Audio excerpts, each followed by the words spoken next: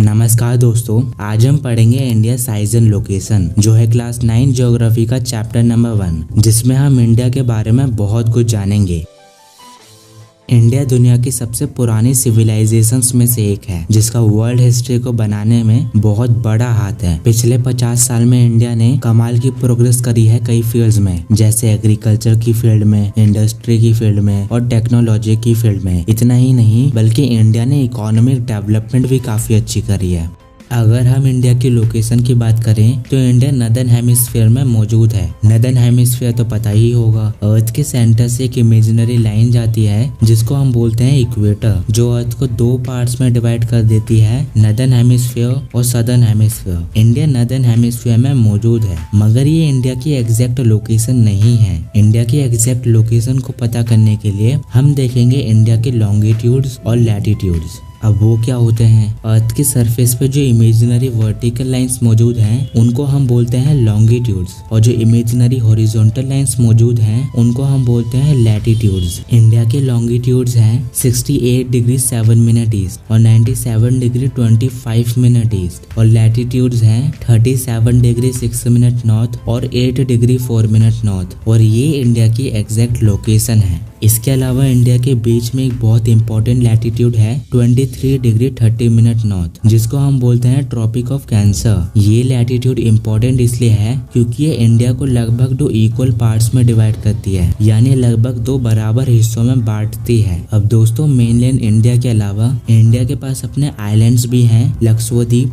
और Andaman and Nicobar islands. India के south west में है अरेबियन सी, जहां हमारे लक्षद्वीप आइलैंड्स हैं, और साउथ ईस्ट में है बे ऑफ बंगाल, जहां हमारे अंडमान एंड निकोबार आइलैंड्स हैं। ये दोनों ही आइलैंड ग्रुप इंडिया के पार्ट हैं। तो अभी तक हमने इंडिया की लोकेशन के बारे में जाना, अब हम जानेंगे इंडिया के साइज के बारे में। इंडिया एक बहुत बड़ा देश है जिसका लैंडमास यानी लैंड एरिया है 3.28 मिलियन स्क्वायर किलोमीटर, जो अर्थ का 2.4% ज्योग्राफिकल एरिया है, जिसके साथ ही इंडिया लैंड एरिया वाइज दुनिया की 7th लार्जेस्ट कंट्री है। इंडिया की बाउंड्रीज की बात करें तो इंडिया की लैंड बाउंड्री की लेंथ है 15,200 किलोमीटर और कोस्ट लाइन की लेंथ है 7,516.6 किलोमीटर, लक्षद्वीप और अंडमान एंड निकोबार आइलैंड्स की कोस्ट लाइन को मिलाकर। नॉर्थ में इंडिया यंग माउंटेन से घिरा हुआ है, नॉर्थ वेस्ट, नॉर्थ और नॉर्थ ईस्ट में। वहीं साउथ में 22 डिग्री नॉर्थ लैटिट्यूड से जैसे जैसे इंडिया साउथ की डायरेक्शन में बढ़ता है, इंडिया टैपर होता जाता है, यानी इंडिया की चौड़ाई कम होती जाती है, जिसकी वजह से इंडियन ओशन 2 हिस्सों में बढ़ जाता है, वेस्ट में अरेबियन सी और ईस्ट में बे ऑफ बंगाल।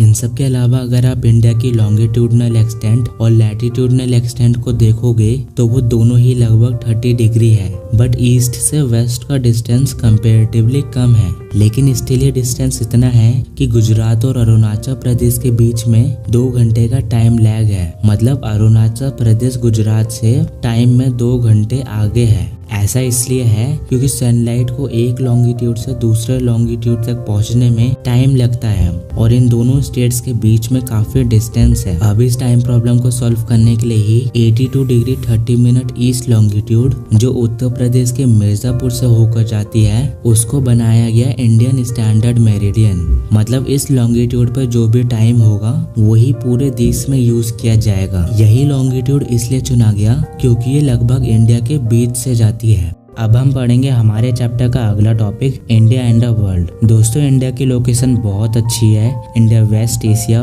और ईस्ट एशिया के बीच में मौजूद है और एशियन कॉन्टिनेंट की साउथवर्ड एक्सटेंशन है। इंडिया के पूरे इंडियन ओशन में एक स्ट्रेटेजिक सेंट्रल लोकेशन है ट्रांस इंडियन ओशन रूट्स के कारण, जो वेस्ट में यूरोप और ईस्ट एशियन कंट्रीज को जोड़ती हैं। अब यहाँ देखो, इस पार्ट को हम बोलते हैं डेक्कन पेनिनसुला, जिसकी वेस्टर्न कोस्ट की मदद से इंडिया कनेक्टेड है यूरोप, वेस्ट एशिया और अफ्रीका से, और ईस्टर्न कोस्ट की मदद से इंडिया कनेक्टेड है साउथ ईस्ट एशिया और ईस्ट एशिया से। इसके अलावा पूरे इंडियन ओशन में सबसे बड़ी कोस्ट लाइन भी इंडिया की ही है। अब पूरे ओशन में इंडिया की इतनी स्पेशल लोकेशन के कारण ही इस ओशन का नाम रखा गया इंडियन ओशन।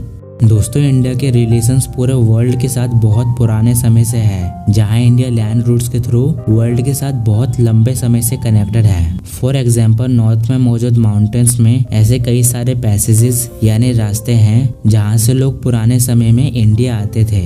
इन्हीं रास्तों से कई आइडियाज और कमोडिटीज इंडिया से पूरे वर्ल्ड के कई पार्ट्स में फैली, जैसे Upanishad, Ramayana, Panchatantra, Indian numerals and decimal system. इसके अलावा कई कमोडिटीज मतलब सामान भी इंडिया से दूसरे देशों में ले जाई गई, जैसे स्पाइसेस, मुस्लिम और भी बहुत कुछ। वहीं दूसरी तरफ दूसरे देशों से इंडिया को भी बहुत कुछ मिला, जैसे ग्रीक स्कल्पचर, डोम के आर्किटेक्चरल स्टाइल और वेस्ट एशिया के मिनरल्स, जिन्हें आप इंडिया के कई पार्ट्स में देख सकते हो। तो दोस्तों अब हम पढ़ेंगे इस चैप्टर का लास्ट टॉपिक यानी इंडियाज नेबर, मतलब इंडिया के पड़ोसी देश। इंडिया अपनी लैंड बाउंड्रीज को शेयर करता है नॉर्थ वेस्ट में पाकिस्तान और अफगानिस्तान के साथ, नॉर्थ में चाइना, नेपाल और भूटान के साथ, और ईस्ट में म्यांमार एंड बांग्लादेश के साथ। वहीं साउथ में हमारे दो पड़ोसी देश हैं, श्रीलंका और मालदीव्स। श्रीलंका इंडिया से अलग है पाल्क स्ट्रेट और गल्फ ऑफ मन्नार के कारण।